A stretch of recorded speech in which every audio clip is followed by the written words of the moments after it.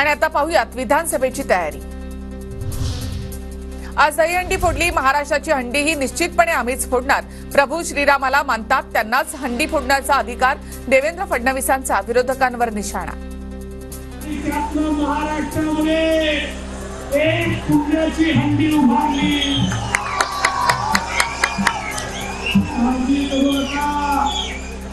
2024 मधली हंडी देखील आम्हीच फोडणार आहे।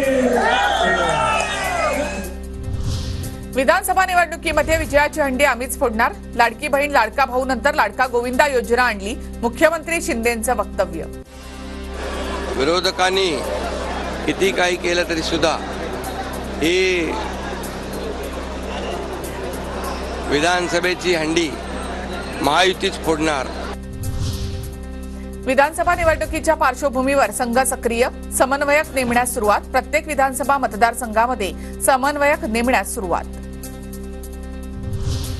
नागपूरमध्ये विद्यमान जागांवर महाविकास आघाडीमध्ये एकमत। काँग्रेसच्या विद्यमान आमदारांना तयारीला लागण्याच्या सूचना।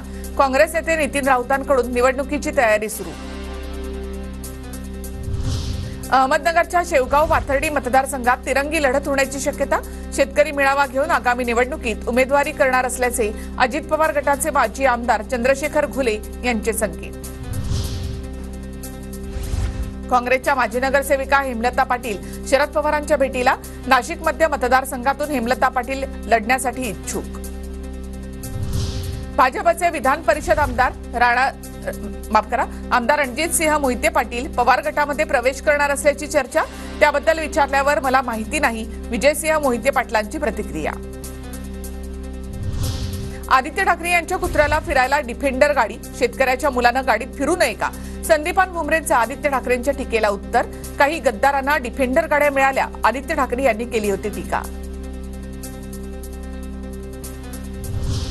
2 मतदारसंघामधून लढावं अशी सहकाऱ्यांची इच्छा। आगामी विधानसभा निवडणुकीवरून रविकांत तुपकर यांचं वक्तव्य। तर सत्ताधाऱ्यांकडून सहकाऱ्यांना फोडण्याचा प्रयत्न, तुपकरांचा आरोप।